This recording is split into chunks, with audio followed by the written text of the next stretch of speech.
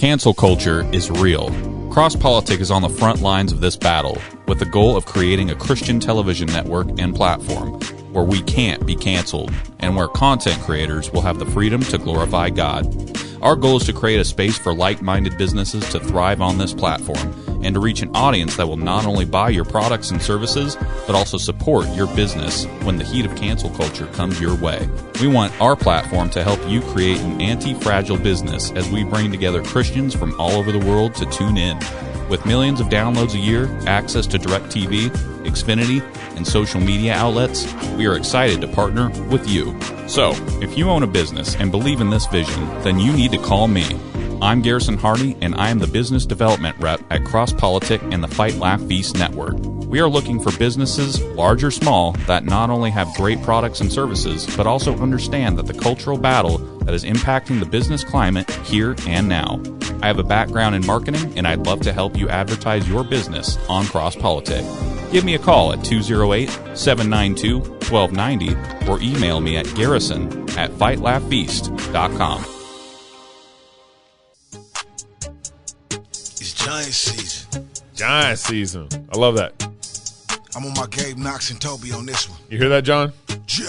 Don't tell me you winning, we already won. Killing the sin and get demons to run. I don't believe it, cause we got the sun. Too many people, we gotta hear some. That's why we fight, laugh, feast. Yeah, we fight, laugh, feast. That's why we fight, laugh, feast. Yeah, we fight, laugh, feast. Don't tell me you winning, we already. Hey, y'all. Welcome to Water Break with Waterboy and comedian John Brannion. I pointed that way because he's on my TV screen over here. Even though he's back here, he's over here also.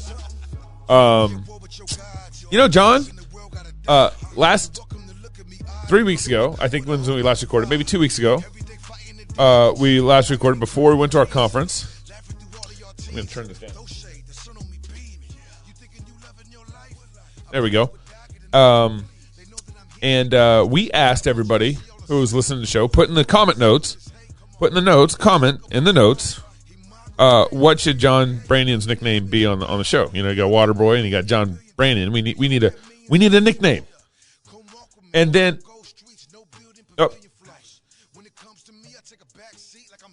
speak again. I had you off. Hold on. So there it is. Okay, you're live now. That was my fault. I've got an awesome microphone. So you didn't hear any of that stuff? I was asking what psalm you were playing at the beginning. Oh, no, I didn't hear any of that stuff. But your lips are moving, but I didn't see it. I know. Okay. Were your jokes just on fire? I can't use. Yeah, I was unconscious, but I can't duplicate it. I can't get back in the zone. My bad. You're asking for nicknames. Yeah, so we asked people for nicknames in the comment sections on YouTube is normally where we have the most streams, and that's where we hang out during the live show, Thursdays at 5 p.m. And a bunch of people put nicknames in there, some fun ideas for you. Yeah. And then we got kicked off YouTube, so I can't see the nicknames, man. Because of the nicknames, is that what did it? Because maybe it was. They're like YouTube's like these nicknames are dumb. So you guys can actually catch us we're on Rumble right now. You can watch us live on the app. So if you pull up the Fight Laugh Feast app in your store, you can actually watch us live on the app. And right now we're kind of canceled on YouTube until November 20th or something like sometime in November. Good grief. What's funny, John, I think I told you this already, but like the first video that they canceled on us, that we got canceled on, was a video that we did back in like February. So someone went in the archives, found a video they didn't like, and then suspended us for 7 days. And then within a week later, they found another video, and then they suspended us to November. So that was 2 strikes within, 2 weeks or something. I think it's 3 strikes in 90 days and you're out. So what we did was, this is actually really important. We need to talk about this on the show. What we did was we opened up an Odyssey account, and it's important. Odyssey, which is spelled ODYSEE.com, ODYSEE.com. And we just uploaded all our historical all our historical shows on Odyssey.com and everything. And so now, if anybody wants to find our past shows with all past 4 or 5 years of shows, you got to go to Odyssey, ODYSEE.com. The reason why I spell Odyssey out is because you can't Google search it. Google has blacklisted Odyssey. Not sure why, but if you Odyssey.com is, you guys are on it. That's why everything you touch gets canceled. How have you not figured that out yet? John, you think this is going that direction? We haven't had any problems until you came on our network. Mm-hmm. All I can say is my YouTube account is still up and functioning. So you win. So so Odyssey spelled ODYSEE.com. That's where you go. But I forget how they spell Odyssey because it's an odd spelling, right? 2 E's kind of thing, whatever. And so I'll type in like ODYSE, and it won't in the Google search box, and it won't come up. It won't come up. You have to put it in just right for the Google search box to pick it up. So the SEO, search engine capabilities to get to Odyssey is really bad. So you really need to know the website ODYSEE.com to get all our archives and everything. So go to DuckDuckGo. Just use that. I haven't tried it. That's actually a good point. I haven't tried it on DuckDuckGo to see what would happen. Try that. Type it right now. Let me know what happens right now. While John's bringing that up, you just do it ODYSE. Okay, just do that. See what comes up. Y'all, we also have Robert Bortins, CEO of Classical Conversations, coming on next segment to talk about StopTheVaxxMandate.com. Some fantastic work that Robert is doing there to help companies who are going to be, feeling the OSHA pressure to make sure all their employees are vaccinated. StopTheVaxxMandate.com. That's 2 X's, vaxmandate.com. So stick around for Robert in that interview. What did you find out, John? Well, it actually, if you type in ODYSE into, let's see. I actually put it in Google, and I didn't mean to. It didn't come up, did it? No, it didn't come up. Yeah. But if you do it in DuckDuckGo, ODYSE, and you hit search, then it will. Does it come up? It comes up number 3. ODYSEE comes up on the 3rd. The first 2 are ads for the Honda Odyssey. That's okay. And then you've got ODYSE. So it comes. So it's up actually on number DuckDuckGo. 1. It's actually number 1 if it's not an ad right. buy. That's great. That's crazy. That's good to know. I wonder why Google shadow blacklist or whatever they're doing there. Probably just coincidence. Very much. Probably nothing untoward going on there. So, John, we just came off the conference, Fight Laugh Feast conference. What was your quick take on the conference last week? I have just in the last day or two, the Shekinah glory has faded to the point where I actually am visible on camera. That's why we waited till Thursday. Mm-hmm. Because it was literally blowing out the camera. I was shining so brightly from coming from it was a fantastic conference. Yeah. I met a bunch of new friends. We had a lot of laughs. We sang a bunch of psalms. Yeah. We got fired up with a bunch of excellent speakers. I loved every minute of it. Yeah, and it was actually one of the fun things that we end up doing together. I like being on stage with you, by the way. It's pretty fun. Yeah.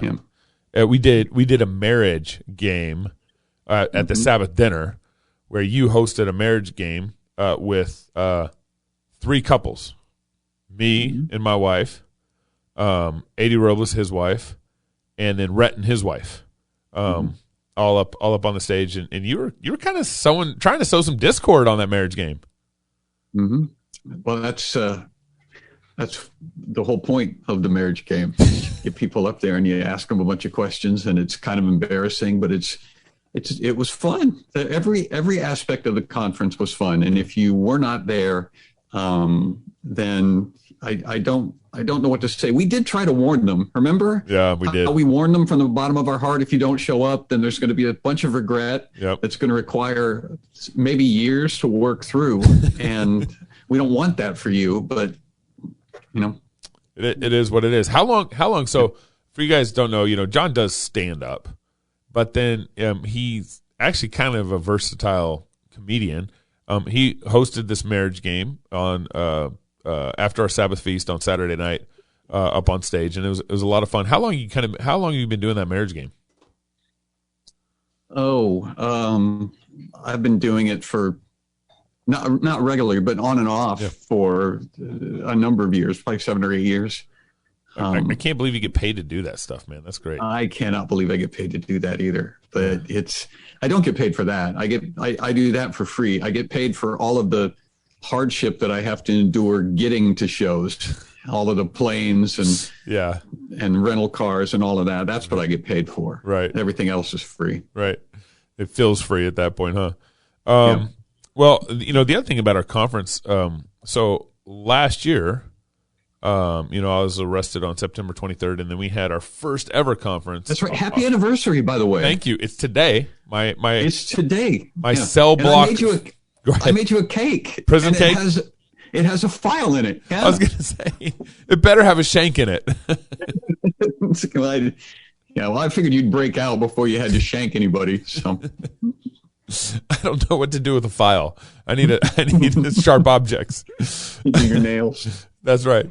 And 3 weeks after my arrest was our first ever annual conference in Tennessee in October. That was October, September 30th or 1st and 2nd, I think, last year of September, October.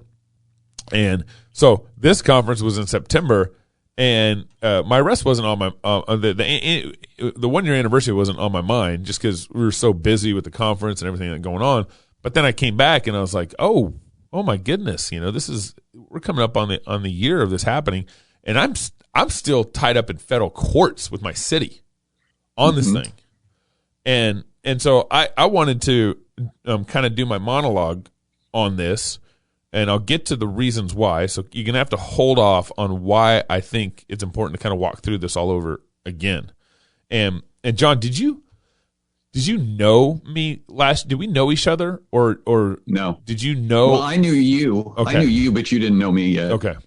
Because I went through a period where I was stalking all of you Moscow, Christchurch people and cross politics. And so I knew who you were, and I wasn't surprised. And actually my daughter, Amanda, sent me a note when all of that was going down. She said, look what our people are up to.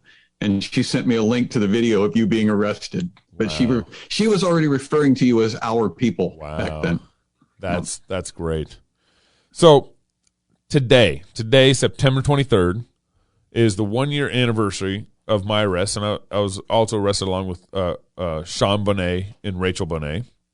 And if you're new to the show, and we've actually had a lot of new listeners to the show, I just want to review, just kind of summarize what happened. We keep referring to my arrest like it's a little pet or something. I don't. It's not a pet. I'm not identified by it at all. I was arrested. Prison Gabe. Yeah. I was arrested for singing psalms and protesting our city's unconstitutional emergency order, and that order was it required citizens to wear masks where you could not stand 6 feet apart. That was the emergency order. So, you heard me, 6 feet apart. No scientific study was needed for that. They just told you got to stand an arbitrary 6 feet apart, or you had to wear a mask. And my mayor and city council created this emergency order that contradicted their own oath of office and our Constitution. They violated their oath to protect and defend our nation's Constitution. The cops arresting me violated their oath to defend and protect the Constitution. Our city prosecutors, they don't care about about truth and justice and our nation's Constitution. And stick around because I want to get to some of these things. So the quick summary was they started this mask mandate in July 1st, where you had to wear a mask where you couldn't stand 6 feet apart out in public. It still blows my mind that they did that. And so my church would go sing psalms in Friendship Square, kind of in the middle of downtown, and protest the mask mandate and say, no, you don't have the authority to tell me what to put on my face or how far apart to stand, arbitrarily, whatever it is. And then they extended the mask mandate a couple times. We protested it a couple times. And then on September 21st, the city council came and voted, and they extended the mask mandate. And so on September 23rd, we were like, hey, let's go do another psalm sing, which we did. And on September 23rd was where I was arrested. So we were singing psalms. The cop walked up to us and asked me for my driver's license, and the rest is history. I told him, officer, you need to you need to protect the Constitution, not this stupid emergency order. And how silly is even to say that. It took about 4 months after I got arrested, released from jail. It took about 4 months for the judge to dismiss the criminal case against me. During that time, they finally asked for my lawyer to write up a letter of dismissal. So, like, all these lawyer fees are racking up. They're playing all these games, and they're just taking their sweet time. And they asked for a letter of dismissal from my lawyer finally. And then they proceed. And then after they got our letter, that kind of informed them how they needed to write their letter. And then they wrote their letter of dismissal and presented their letter to the judge. Talking to my lawyers, I talked to a bunch of lawyers about this case, and nothing sounds normal about it. And then the judge finally dismissed my case on January 9th, Saturday afternoon at 4 p.m. So I was arrested on September 23rd. They finally dismissed it on January 9th, Saturday afternoon. Do judges even work on Saturday afternoon, John? I mean, I don't think so. But whatever. I wouldn't if I was a judge. I think, yeah, exactly. If you were a judge, I think you'd make a great judge, John. This was all done for political purposes, I think, to kind of make sure that my dismissal had as little publicity as possible. So they're kind of burying it. And now that my case was dismissed, you would think that my mayor or council would reach out and make things right. You would think, yeah, we messed up. Sorry for having you arrested. Our bad. Our city officials stubbornly held to their silence and arrogantly kind of avoided accepting any wrongdoing for their actions. And I'll get to my reasons for why I'm pointing some of this stuff out. The weeks following my arrest, I released a Facebook post telling my community that I would have happily forgiven our mayor and our city council for breaking their constitutional oaths and happily kind of, forgiven them for having me wrongfully arrested. But no, not one city council member or mayor reached out to me. It was just the weirdest thing. I'm like there's the elephant in the room, and no one wants to talk about the elephant, what just happened, and they wouldn't reach out to me. And so I think it kind of left me no other choice but to take my city to federal court, and that's where we're at right now. The federal court is my appeal to hear my grievances. Like, no one's going to hear my grievances locally. The judge played politics with it. The prosecutor played, they all played politics with it. And so my only voice I have in this with the courts is with the federal court. So I'm in the middle of a federal lawsuit right now because the leaders wouldn't reach out to me. They wouldn't accept any wrongdoing for what happened. And so my local officials, they still remain silent, and they're actually there's still shenanigans going on, even in the federal courts. For example, one of the shenanigans that's going on right now is the city is going after my friends who are protesting my arrest and have been in a year. My friends have been in a year-long battle with my city. So what happened was my friends, Nate and his kids, printed up stickers. The Stickergate. You heard about the Stickergate? Yep. What are you doing about Stickergate, John?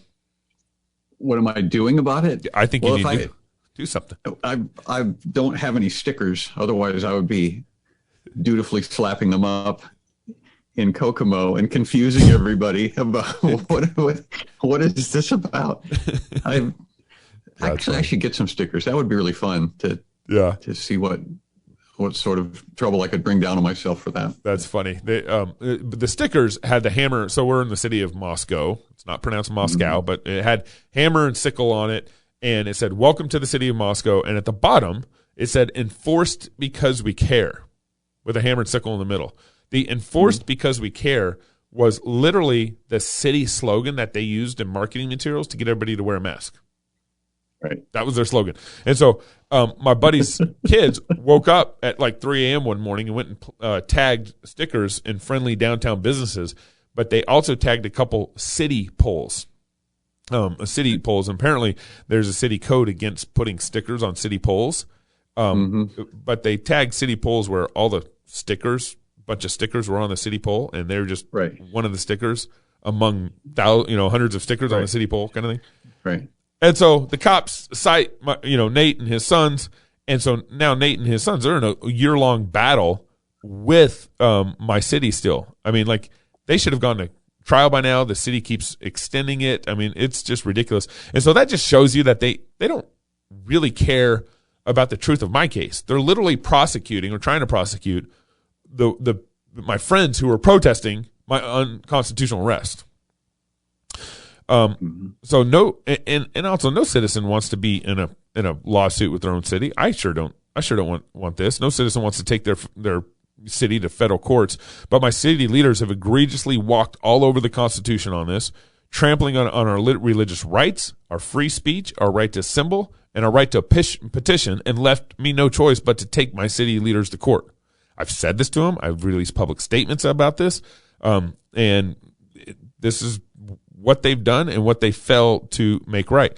And thank God I still have a process of appealing my grievances to the federal courts. And I also just want to point out, thank goodness that there was video footage there and that people could see what happened there. If it didn't blow up like it did, President Trump tweeting it, Fox News and all this stuff, if it didn't blow up like it did, I think the city would have just tried to snuff it out quietly, leave it alone, go home kind of thing. Mm-hmm. So thank God for social media. Here's some details. You might laugh about some of this, John. I'm still reeling from you saying thank God for social media. I'm not sure I've ever heard you say that before. I know. Right now, as we're canceled on YouTube right now, dude, it's kind of a little ironic. And here's some details that are rather silly also in all this. Our mayor originally shut down the city of Moscow back on March 20th. So they did that, crush the curve 2-week shutdown thing. Hey, all we need to do is shut things down for 2 weeks and we'll crush that curve. And when he did that, he literally multiple times drove 3 miles out into the county of Moscow and played golf at Elks Lodge and was drinking beer with all his buddies out there. So he shut down all the downtown businesses, all the restaurants and everything. And then he went and played golf and drank beer just literally 3 miles outside of city limits, and of the city of Moscow, to drink beer because, the virus, right? Right. And then at the same time, our city council continued to receive their paychecks, taxpayer funded paychecks, while my buddy's business in Moscow had to shut down and he couldn't, welcome people, serve food, and so forth.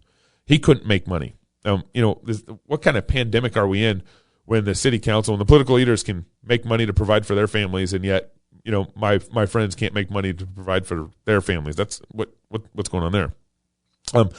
And then after they kind of opened things back up and whatever, on July 1st, our mayor and city council put in place the unconstitutional mask and social distancing mandate that I eventually got arrested under on September 23rd. This emergency order was an emergency order that, again, you had to wear a mask or you had to stand 6 feet apart. That's the order.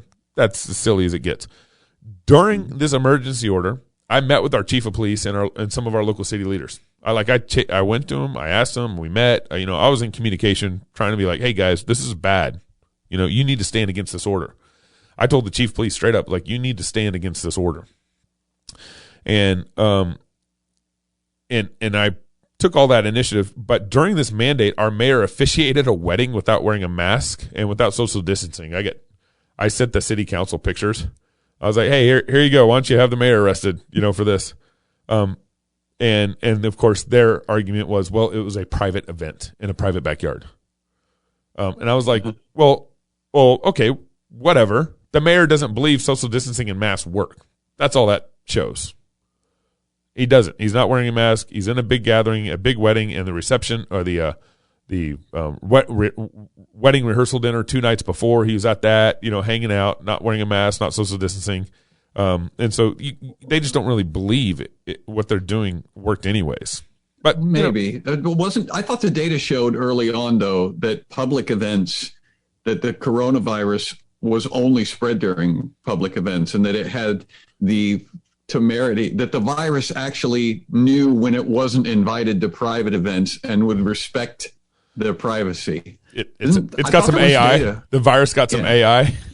I thought there was data about that, but maybe not. There was a lot of confusing information, and maybe I'm wrong. I don't know. So, John, last week the Emmys happened, and it was a big indoor event in LA, in the city of LA, and no one was wearing a mask, no one was social distancing, and the Emmys happened, aired on national TV, and afterwards everyone pointed out the hypocrisy of, because LA is shut down right now. You got to wear a mask where you can't social distance. You indoors, you got to wear a mask indoors.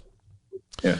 And so the LA Health Department came out with a statement and said, "Oh, the Emmys was exempt." Yeah. No one was wearing a mask. No one was social distancing. You know what else no one was doing? Watching the Emmys. That's right. That is hands down correct.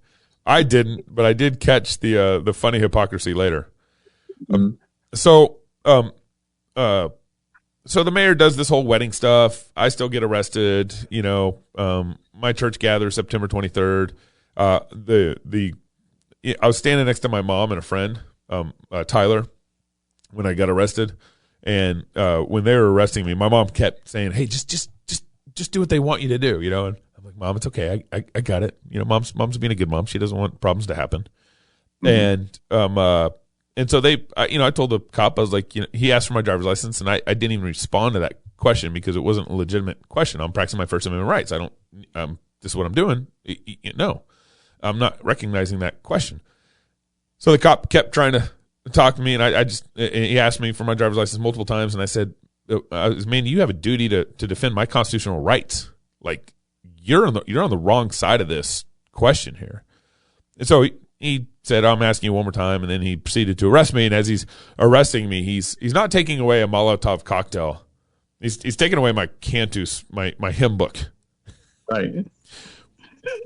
which could be argued as like a different Molotov cocktail. It's a different kind. They just don't know the power of. You do wage war with it. That's amen. That's right.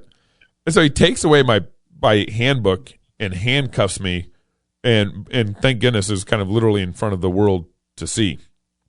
So that's what happened for those who are kind of new to watching Cross Politic in the network. And now I want to just end here with this. Why did I bring it up this year? Why am I making a big deal out of it? Why did I my buddy Marcus Pittman, he said we should call September 23rd Defy Tyrants Day. Turn it into a national Defy Tyrant holiday. Mm-hmm. Which I actually think there's something to that. But I want to talk about why am I making a big deal about this? Why do I keep bringing it up? Well, first, the mayor and city council violated a citizen's right to practice their religion, their right to assemble, their right to petition, and the right to free speech. That's big. Right in front of the whole world, they thought that their emergency order usurped the Constitution. That's what they were arguing. That this order carries greater gravity than the Constitution. That's amazing.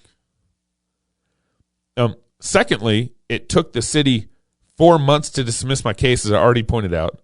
And the judge that dismissed my case on Saturday afternoon at 4 p.m.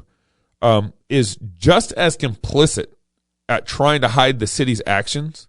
And the judge is just as involved in covering up the citizens' right to practice and exercise the First Amendment. So everybody from the mayor to the city council to the city prosecutor to the city supervisor to the chief of police to the judge were all involved in the political shenanigans that went on. And so that needs to be made we need to make a big deal of those kind of things. Thirdly, my mayor and city council have still not reached out to me to resolve any of this mess. And that could have been so easy. I don't understand. I can't comprehend why people wouldn't reach out when their leadership did this. It kind of blows my mind.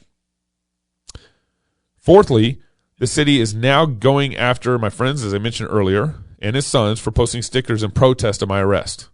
So if the city is serious about making things right, then they would not be going after those who protested my unlawful arrest. So the city's kind of like doubling down, going after Nate and his kids regarding the protesting of my arrest. And then lastly, our nation's constitution is under attack at the federal, state, and local level, and there is tyranny running all the way through everything. With Joe Biden, with here in Idaho, our governor still has access to his emergency powers. His emergency powers are still available to him, and they have been the whole year. The Constitution, the Idaho Constitution says 30 days, and then can be extended another 30 days. But for whatever reason, he thinks there's a loophole that he can have unlimited emergency powers. That's egregious. And it's unfortunate that our local officials and our chief of police and that our city officials did not stand up to defend our constitutional rights. And when this happens, it's important. Citizens, we're the last line of defense. If the cops aren't going to stand up for our constitutional rights, if the sheriff is not going to be there, if the mayor is not going to be there, well, eventually the citizens have to do something to defend our constitutional rights.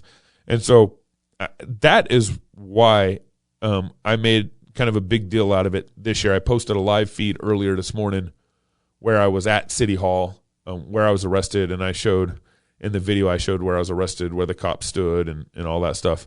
And you guys can still catch it. It's on my Facebook page later. But what do you think, John? I mean, me and my wife, we were talking last night. She's like, do we need to keep kind of making a big deal about this? And that's kind of what I kind of came up with. But what do you think about this whole thing?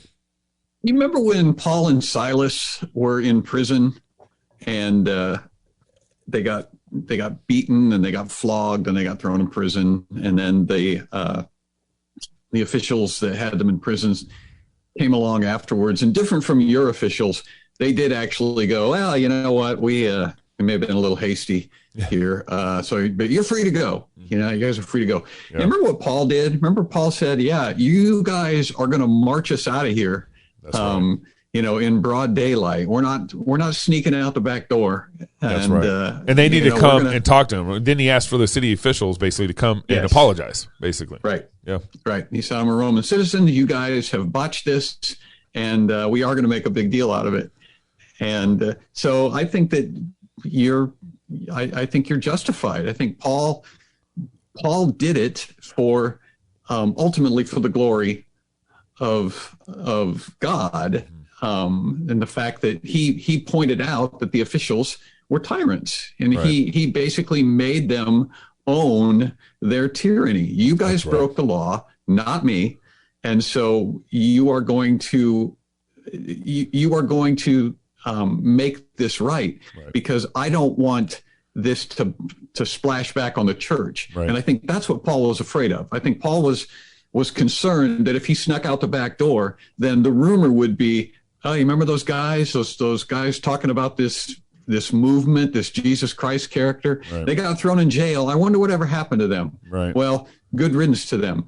And he didn't want that to be a black mark on the church. Right. And so he made it a big deal. Yeah, that's a great point, John. One of the things that have been going on in September, also beyond my arrest, whatever you want to call it, is Norm Macdonald passed away. Mm-hmm. And when Norm passed away, I always liked Norm. I loved his weekend updates and all that stuff.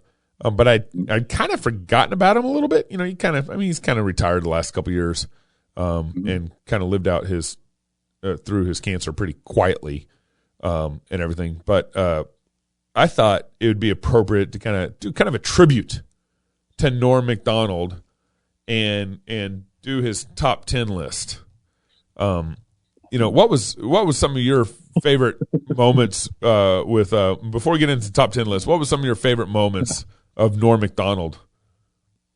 I have many. I was a fan of Norm Macdonald's. He was in a lot of movies. Yeah. And he actually did a movie called Dirty Work that has a moment in it that is hands down one of my favorite moments in any movie ever. Okay. And go get the movie. He goes to prison too. It's interesting that this is what we were talking about, because Norm goes to prison. It's a thing. And he has an encounter with some of the inmates, and his reaction to that encounter is classic. It's not something that you would necessarily watch. Dirty Work is not something you would watch with children, okay. But it's a pretty funny movie. Okay. And that's one of my Norm Macdonald.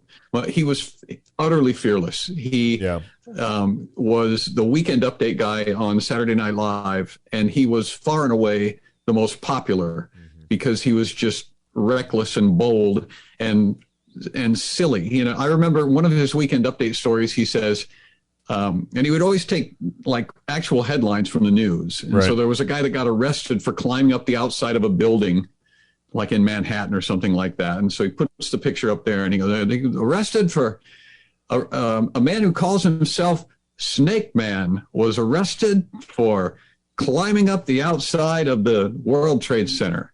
He shinnied right up the outside of that building, just like a snake. And then he would just move on. The dude called himself Snake Man and climbed up the outside of a building. But that was, you know, Norm had an eye for the absurd, and he was utterly fearless. Yeah. He got kicked off of Saturday Night Live. Oh, he was really? Fired. Okay. Yeah. Fired from Saturday Night Live because he would not stop doing O.J. Simpson jokes. And they warned him. They said, you know, it's too much. One of the guys who was the executive producer for SNL was friends with OJ. Oh, wow. And so it annoyed them, and he wouldn't stop. He was warned, and he just did more OJ jokes, and so they canceled. He ramped it up. Yeah, he got canceled. That's funny. So one of my favorite moments, I didn't watch this live. But after Norm died, I started watching a bunch of his old clips and interviews and stuff that he had done. And he was on The View back in the 90s. Mm-hmm. And back when all the View ladies were different. Let me just put it that way. And Barbara Walters. Yeah, Barbara Walters. But he still had Whoopi and, you know, and what's her name? I can't remember. Anyways. And on The View, he just like it almost comes off random. At least the clip I saw, he just comes right into it and says, "Man, we need to get that murderer out of the White House." He's referring to Bill Clinton, right? And every like all the girls are like, "What did you just say?" He's like, "Yeah, we need to get that murderer out of the White House," and they're like, "No, we're not going to have that conversation here." He's like, "What? We got a murderer in the White House," you know, like repeat it again. And then eventually, like the girls are telling him to stop. He said, they're all like, "This is live TV. We aren't going to have this discussion on the show."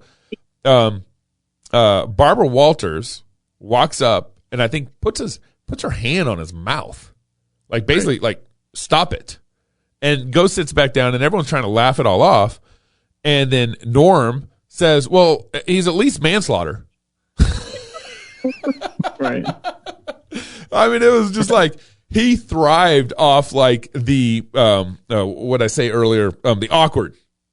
Like that's where he delivered, and he'd make the situation awkward, and then he would just have fun with it, and everything. That's what he did on The View and everything. So with that said, what's our top 10, John? Here, what are we calling this top 10? Well, we're going to do a tribute to Norm Macdonald, and so I have compiled some of Norm's best jokes. It's really hard to narrow it down because I'm a huge Norm Macdonald fan, and so just about everything that he does, I think, should be on the list, but we don't have time for that. But I compiled a list of some of Norm's jokes. So these are all Norm Macdonald jokes. I don't want anybody to get the Ed Litton idea. The false impression that I did it. The Ed Litton idea. Right. I don't want you to think that either I or Ed Litton are responsible for these jokes. It is all Norm Macdonald. That's great. And I'm going to try to do the thing about Norm is that he has a sort of a cadence, and he's got a way of. He's from Canada, and he kind of had a sort of an offbeat, and he would say, a lot. He would set it up, and he, and he always had a little dimple. He was always kind of grinning, and so I'm going to try to do this like Norm would do them. I'm going to try to do his cadence because that's how I always hear it in my head. So he goes. So the other day, I tell my wife, when I look in the mirror, I only see an old fat man, and I need you to make me feel better about myself. And so she says, well, you have perfect eyesight. That's it. That's all you got, buddy. You should feel better about your eyesight. You can feel better. You see things really well that you're fat. Michael Jackson married Lisa Marie Presley, Elvis's daughter. Back in the 90s. And so Norm was all over that. And he goes, many people are skeptical about the marriage, of Michael Jackson and Lisa Marie Presley. They say, well, Lisa Marie is more of a sit-at-home type, while Michael Jackson is more of a homosexual pedophile. Is that a type? Yeah. That's what people were saying. They were concerned about the union. Now, he says, regarding the war on terror, I think fighting in the Middle East seems a little crazy. I would have started with our nation's haunted houses, in the war on terror. Yeah. He's terrified of houses, of Halloween houses. Now, he has the disease of alcoholism, and he came to me and he told me, and I'm the kind of guy who likes to look on the bright side of things. And so I told him, I said, Richie, it's true that you have a disease and everything, but I think you've got the best one. Because he can drink.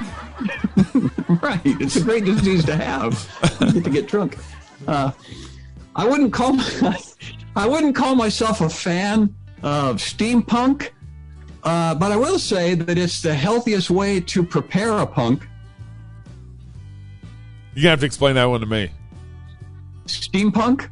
Yeah. Steampunk is a sort of a fashion. It's a lot of heavy gears and mechanisms. It's a whole, like if you look up steampunk, you'll find a whole bunch of different fashions and things like that. And so he says, well, it's the healthiest way to prepare a punk.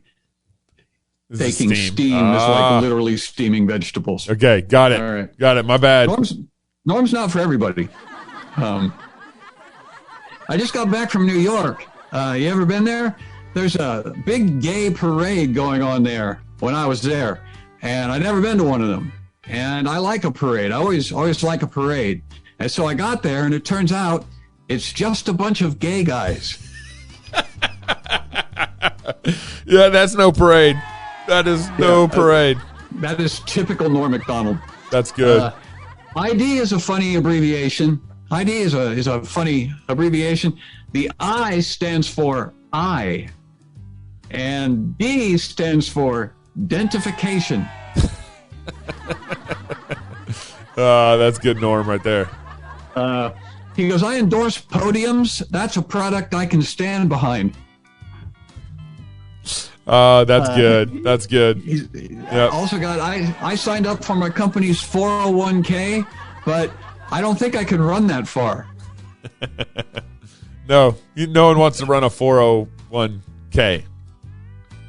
All right, I got a couple more here. Can we do a couple more? Yeah. I think we're over 10, but when I was a child, they told me the children are the future. Then I grew up, and now they're saying it's actually these new children. I know a Ponzi scheme when I see one. That's Norm doesn't get the covenant. No, he wasn't a Presbyterian. No, he was. I think he was a Christian. Yeah, that's what I've heard. Yeah. He said, no. Anyway, he goes, I feel the same way about slaves as I do shirts with flame patterns on them. I don't want to be friends with anyone who owns either of them. Oh, man. Well, see, you can see how these jokes now would be. I mean, he would get into so much trouble for just mentioning slaves and homosexuals and All right. So, all right. Well, we'll end with this one. Okay. The city of Las Vegas has a gigantic Ferris wheel that's drawing huge crowds. Also drawing crowds to Las Vegas, whores. Oh no, Norm, pointing out the grotesque obvious. Uh-huh. But it's true. Yeah. Wow. Comedy always has to be true, Gabe. And if it's true, hey, it got Lamar Odom there. Yep. More so on that. he's a guy who was considered by many to be one of the greatest stand-ups ever because he was so unique and he was so edgy. Right. The uniqueness goes a long way in stand-up. Yeah. And Norm did say at one point in recent years, I may not get the quote exactly right, but it was the smart man, and he put smart in quotes. A smart man will say that there are no miracles, but I say everything is a miracle. Right. You know, Norm was a judge on a comedy show. I forget what the name of the comedy show was, but he was, Last Comic Standing. Last Comic Standing. So he's one of the three judges, three-judge panel. Yep. And this gay comedian came out and started doing stand-up, and he started making fun of the Bible. Yep.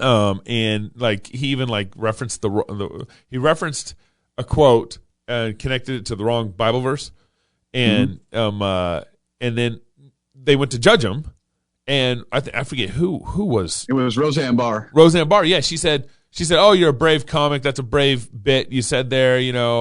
Basically kind of referring to like, "Oh man, you're brave if you're making fun of the Bible." Right. And Norm was like, "No, I don't think that's brave at all. Yeah. I don't think you're a brave comedian. I don't think making fun of the Bible is a brave thing." Just like, and he was right because he actually, the culture had permission to make fun of the Bible. So there's nothing being brave about that. Right. But it was kind of cool for Norm to kind of see Norm and see where some of his convictions were by saying that.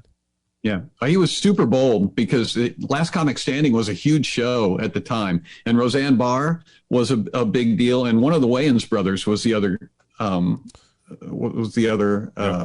judge. Okay. And yeah, both of them were like, "Oh, it was so good," and Roseanne went overboard talking about how brave it was, and Norm just shut it all down. He goes, "I don't think it's brave at all." Yeah. He said, I think if you're going to make fun of an entire religion, you should know what you're talking about. Yep.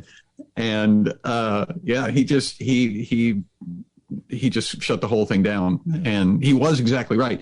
They did an interview with him in one of the magazines, and he followed up on that a little bit. And he said, well, if the guy had come out and said, "I'm a born again Christian and my faith is in Jesus," then I would have said, "Holy cow, that is a brave guy to come out on nationwide television and admit to being a Christian." Wow. That takes, some cojones. Right. But to make fun of the Bible, everybody's doing that. Right.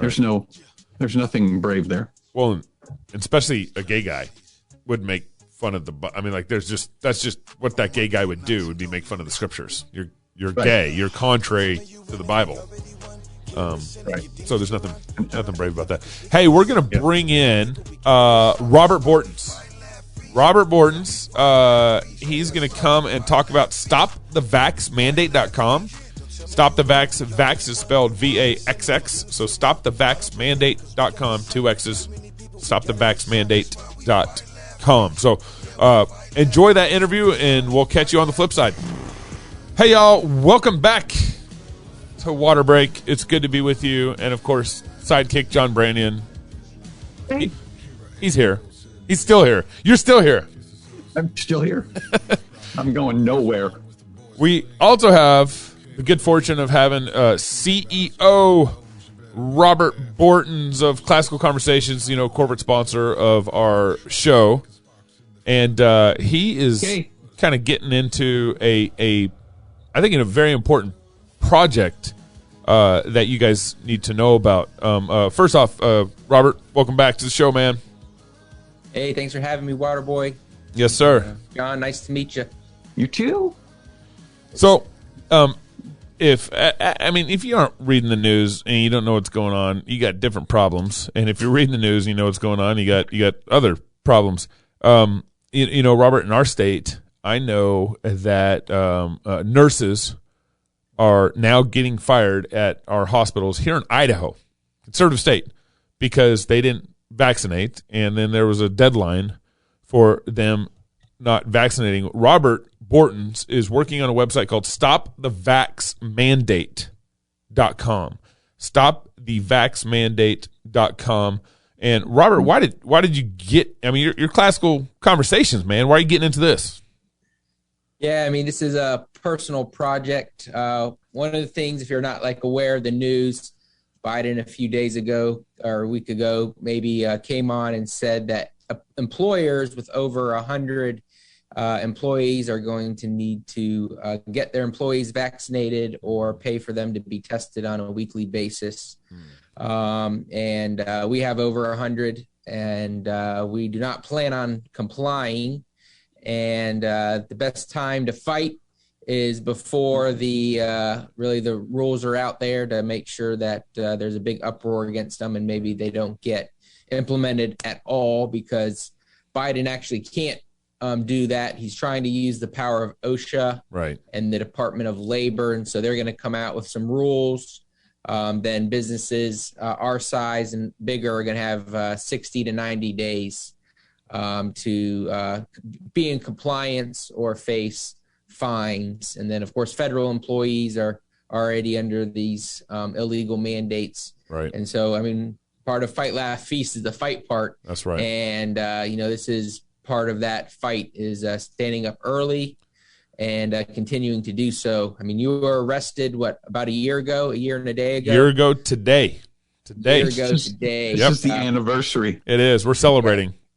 So we're celebrating. So, firsthand about how government overreach can affect individuals, especially individuals with disabilities. I know you have a hearing disability and you're not even subjugated to the mask laws because of that, but the government was breaking their own rules. Right. So I think it's important to stand up. A lot of people don't know what to do, don't know how to stand up, because we're so used to being told what to do and being in compliance. That's why it's so important to get your kids out of government schools, because that's just 12 years of teaching children that the government says and knows best. And of course, we know that's not the fact. So we've got 10 ways to push back, how to organize in your business to push back early against these rules, as well as example religious exemption waivers, whether you're Jewish, Muslim, Christian. We've got all three on the website as well. After you sign the petition and share it, those will be made available to you. And of course, you can also catch us on Instagram, and we're just going to be sharing a lot of different ways for us to push back, because it's important to do so. Oh, okay. So real quick, walk me. You said you got 10 ways that you're going to help employers, or StopTheVaxxMandate.com will help employers kind of push back. Let's walk through those. What are the 10 ways? We love top 10 lists. This is his top 10 list, huh, John? Yep. So this is for employees. I'm going to come up with another list later for employers who are in our position. But for employees, I mean, the first thing to do is really be in a position to be prepared financially, to be able to make tough decisions. So, begin now. If you think you're going to have 60 or 90 days until you're possibly out of a job, just cut out those unneeded bills, whether it's Netflix, Disney Plus, making sure that you're starting a nest egg now. So that's really the first thing that you're going to need to do as an individual, is to make sure that you're in a position to be able to live out your values. The second goal really to do, and this is to form a coalition at work. There's safety in numbers. This isn't for people who are not vaccinated or who are vaccinated. This is a discussion about personal freedom and liberty, as well as being able to just say, trust the science. The science shows that if you've recovered from COVID-19, you're somewhere between 16 and 19 times less likely to get one of these breakthroughs than the vaccination. So they're not even following their own science. But form a coalition at work, even if it's just 2 or 3 of you, and begin discussing with your HR department and your manager now, before they've set rules, your vaccine hesitancy, or just your hesitancy to have these mandates, and make sure that they know that you're willing to take a stand early. So the earlier you can form a coalition, the more power that you're going to have as a group. And so that's going to be, the second thing to do is form that coalition network. Yep. Number the 3. Third thing is, a lot of people saw Biden said something and think those rules are in place right now. That is not the case. Right. OSHA is writing the rules. And then, like I said, typically there's going to be a 60 to 90-day window after those rules get released. Right. There'll be 26 states, I think, are going to sue them right off the bat. Right. Besides, there'll probably be some business groups that sue them as well. Right. So this is not a law. Right. This executive order is not in effect right now. Right. So even if your workplace is considering these, urge them to wait until the rules in place. Right. Push back. They do not have to put this law out there, rules out there right now. So push back. Urging them to wait to see what the rules are before making a determination. Again, you're going to do that through our fourth point, which is respectful communication with your boss and HR, and letting them know your position. Mm-hmm. It's super helpful if it is someone who may have decided to get vaccinated, who may be in your freedom group that we're encouraging you to form, because they have less likely to have blowback and reprisals, right? Because they are within compliance. But find someone to respectfully voice your concern, get people to sign onto your petitions there at work. Okay. Number 5. Update your resume. And I would start applying for jobs right away. And make sure when there's 10.2 million job openings right now. I go by restaurants all the time that can't find people. I know we're about to try to hire, I think 5 or 6 more people here in office. As you're applying for jobs, people are looking. Make sure the HR department knows that you are not going to a place that's going to be enforcing vaccine mandates. Right. Because 1, you don't want to leave one toxic workforce for another toxic workplace. And 2, that's going to put pressure on those places who want to hire, those HR departments who are trying to hire people. To like, hey, we've got these good candidates, but they're not going to work for us if we have a vaccine mandate. That'll put pressure on those companies where you don't work for. That's to right. Not adopt these rules. John, this is not a very funny top 10, is it? Well, I'm biting my tongue because I'm letting Robert speak. I did have a question. Is it possible, Robert, to be respectful and refer to your employer as a panty waist, or is that does that automatically make it disrespectful? You might wait till you're on the way out to say that. All right, I'm writing that down. John, are you on your way out? I'm unhireable. I am absolutely unhireable at this point. So yeah, I'm asking for a friend. There you go. Number 6, email your attorney general. These are the ones in the 26 states that are going to be leading these fights. 1, if your attorney general is one of the ones that's going to be suing, let them know that you have their back, because right now they're standing in the gap for you. And if it's not, they are elected officials. They probably don't get a whole lot of comments from the citizens of their state. I know in North Carolina, we're pretty red, but we've got a blue governor and a blue attorney general. But I still sent both of them letters encouraging them to fight back against these mandates. Because they are Democrats. I did let them know that these mandates are part of the systematic racism in this country. Nice. Because it falls on minorities, especially blacks, who have historically been mistreated through medical. That's right.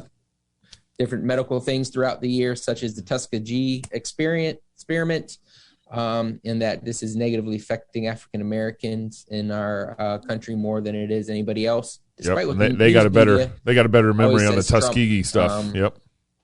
So, I just, think about what might be important to these individuals and try to take it from that standpoint, not necessarily your personal standpoint. Okay. 7, which is be honest with your company about the stress that the mandate is putting on your productivity. Because if you're stressed about your job, you might not be getting your work done. One of the things that they're trying to do is say if you get fired from your job because you won't get the jab, that you're not eligible for unemployment. I'm not saying unemployment's a good or bad thing, but if they fire you because you haven't done your work in, say, 2 or 3 months, well, you're eligible for unemployment. So, right. But if you just let them know that you might need some personal health days because of the stress that this is putting on you, then that's another way to push back against your boss. Yeah. Number 8, and I think this one's the hardest. There are religious exemptions available, but if you're not a person who lives out your faith consistently, okay, your exemption could and probably should be denied. So start today living out your faith consistently, living your values consistently, standing up for them, because the more that you have that in your background, the more that they're going to have to respect what you say and what you do, as well as, we're called as Christians to, live out our faith consistently. Right. So that's number 8. And you said, do you have a religious exemption on StopTheVaxxMandate.com website that people could kind of copy? Yep. So we have examples for Jews, Muslims, and Christians, as well as for pastors and, a Catholic priest, in order to help us, really give depth to that. So if you can get your pastor to sign the letter, as well as yourself signing the letter, and bring those, that's going to give you a little bit stronger of a case than someone who. And so, how do they do that? They actually have to sign up on the website with their email address to be able to get access to those? So you'll put your name and email address in, sign the petition, and then share. And when you push share, then because we want to spread the information, you can share it by email, LinkedIn, Facebook, Twitter, Pinterest, whatever your favorite platform is. Okay. Then you'll have access to download those different religious exemptions. Okay. 9, also write your congressman, your state representative, and your sheriff. Remind them that they're elected officials with jobs to do, and their job is, the Constitution. That's what they pledge to. They don't pledge fidelity to the President of the United States or to OSHA. So, it's their responsibility as lesser magistrates to stand in the gap for you. And, a lot of them don't have the spine. They might agree that these mandates are overreach, but they don't have the spine to stand up. So we have to stand up behind them and make sure that they are standing up for our rights. Okay. And then as of the Veritas Project, they've been releasing some behind-the-scenes videos. They say, be brave. It's all going to take all of us to be brave, to remember that you're in the right, that you have your body, your choice, as they like to say, that they do not have control over what you put into your body. You have control over your medical decisions. But you're going to have to stand up, and that's going to mean that you're going to have to be brave, because there'll be plenty of people who call you all nasty names like grandma killer and et cetera. Right. But know that you're in the right, and it's just going to take all of us being brave and standing up. So what do you think the basically legal timeline is for all this? It sounds like the states are going to be suing.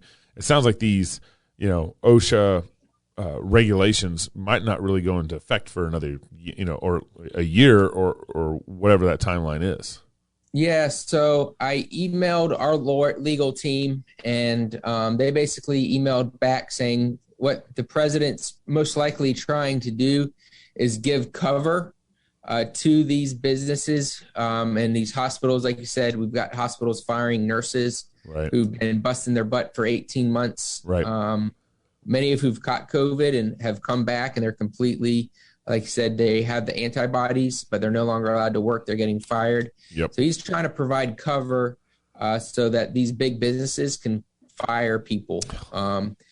Realistically, praise the Lord that bureaucrats work really slowly. It could be by the end of this month or maybe by the end of next month. The Department of Labor might have something out. And then you're talking probably December, January type time frame, and before it really kicks into gear. But won't even these lawsuits kind of push off the implementation of it? Yeah. So if the lawsuits, more than likely, there's multiple ways these lawsuits can go. Most likely the OSHA rules will come into play. One of these lawsuits will go in front of a judge who's favorable to it. Then there will be a stay in the ruling so that the OSHA rules cannot come into effect. And then it may or may not go to the Supreme Court in an emergency ruling. It's unlikely that it will pass the rules of the court. This is even Democrats agree that this is unlikely to be legal, which, you elect people to hopefully follow the Constitution and the law and try to put in laws that are legal. They've openly admitted that these are not likely to pass, and this is a workaround. So unlikely. It's unlikely that these will ever come into play. If it doesn't come into play and you did get fired by your organization, it's, I'm not sure if you would be able to sue them for back wages or anything like that. And, there's, of course, the argument, should Christians sue or not should sue as well. But the best thing that we can do now is, form groups, petition our representatives who are elected, petition our places of work, and get ourselves ready to move to a business that will respect our bodily autonomy. Right. So what do you expect with StopTheVaxxMandate.com? What are your goals from it? What are you trying to do around it? One, we're just trying to inspire people to find other like-minded people to fight back. We've got to organize just in case things don't go like we think they will. We've got to be able to, put in front of elected officials, maybe 1 million names of individuals who are against the mandate, because that's something that can be powerful. That's something that can give them, like you said, the people on the sideline who may agree with us but don't have the backbone because they're more concerned about getting reelected and what CNN says about them than doing what's right. Right. We can help provide them a backbone to stand up, as well as businesses care about money and making a profit. Yeah. And if more of us stand up and they see that they're going to get crushed, that they're going to have even more job openings, and that their business and bottom line is going to suffer, then they'll start pushing back against this rule too. That's right. So that's, our goal is just to organize and inspire people to stand up for their God-given liberties and rights. John, what kind of CEO wants to force his employees to get vaccinated?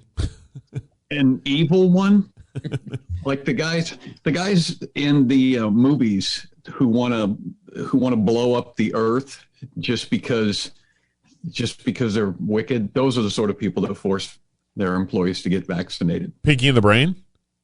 In the brain. Yeah, Pinky in the brain. Cartoon characters would be good, candidates. Lots of vaccine mandates.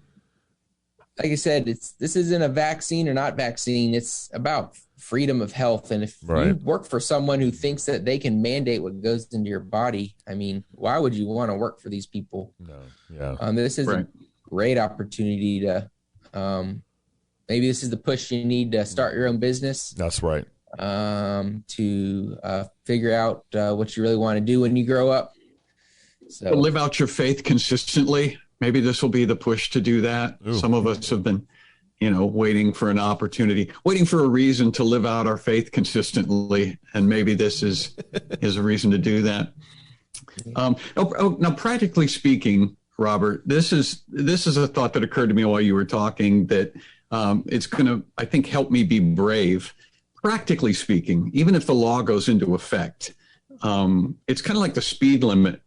When you're driving, the only time the speed limit really is something that you have to worry about is when there's a policeman within radar range. Is that not correct? And so if you've got this law that you're supposed to comply with, and unless they're actually standing there with handcuffs, getting ready to escort you out of your job, you can kind of ignore it, right? Yeah, I mean, what they're trying to do is put big fines on employers for if you don't comply. Luckily, there's a big push to let felons vote.